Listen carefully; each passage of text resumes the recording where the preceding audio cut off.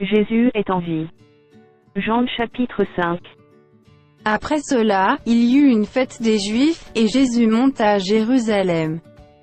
Or, à Jérusalem, près de la porte des brebis, il y a une piscine qui s'appelle en hébreu Bethesda, et qui a 5 portiques. Sous ces portiques étaient couchés en grand nombre des malades, des aveugles, des boiteux, des paralytiques, qui attendaient le mouvement de l'eau.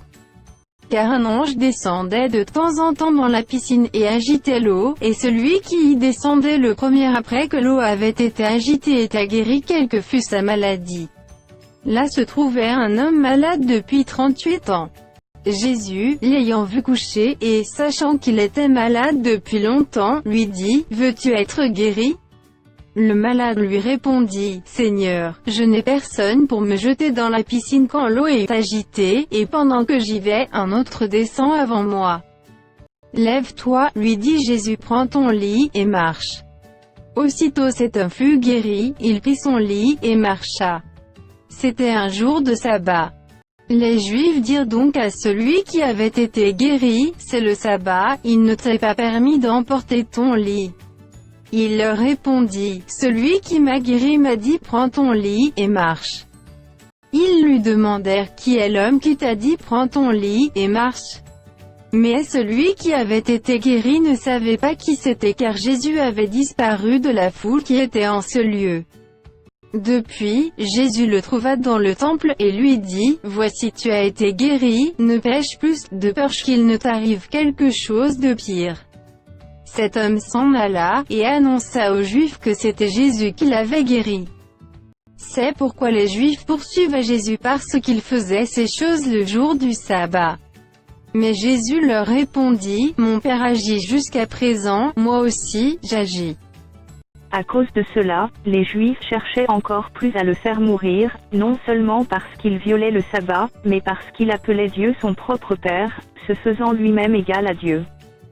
Jésus reprit donc la parole, et leur dit, « En vérité, je vous le dis, le Fils ne peut rien faire de lui-même, il ne fait que ce qu'il voit faire au Père, et tout ce que le Père fait, le Fils aussi le fait pareillement. Car le Père aime le Fils, et lui montre tout ce qu'il fait, et il lui montrera des œuvres plus grandes que celles-ci, afin que vous soyez dans l'étonnement. Car comme le Père ressuscite les morts et donne la vie, ainsi le Fils donne la vie à qui il veut. Le Père ne juge personne, mais il a remis tout jugement au Fils, afin que tous honorent le Fils comme ils honorent le Père. Celui qui n'honore pas le Fils n'honore pas le Père qui l'a envoyé. En vérité, je vous le dis, celui qui écoute ma parole, et qui croit à celui qui m'a envoyé, a la vie éternelle et ne vient point en jugement, mais il est passé de la mort à la vie. En vérité, je vous le dis, l'heure vient, et elle est déjà venue, où les morts entendront la voix du Fils de Dieu, et ceux qui l'auront entendu vivront. Car comme le Père a la vie en lui-même, ainsi il a donné au Fils d'avoir la vie en lui-même. Et il lui a donné le pouvoir de juger parce qu'il est Fils de l'homme. Ne vous étonnez pas de cela, car l'heure vient où tous ceux qui sont dans les sépulcres entendront sa voix, et en sortiront. Ceux qui auront fait le bien ressusciteront pour la vie, mais ceux qui auront fait le mal ressusciteront pour le jugement. Je ne puis rien faire de moi-même, selon que j'entends, je juge, et mon jugement est juste, parce que je ne cherche pas ma volonté, mais la volonté de celui qui m'a envoyé.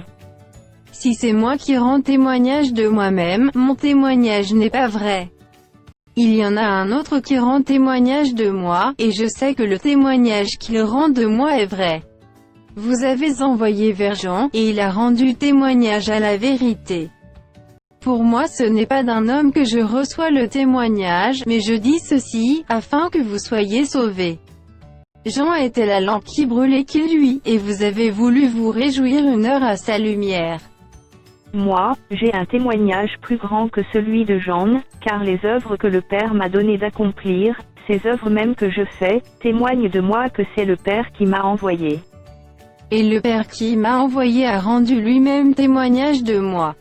Vous n'avez jamais entendu sa voix, vous n'avez point vu sa face. Et sa parole ne demeure point en vous, parce que vous ne croyez pas à celui qui l'a envoyé.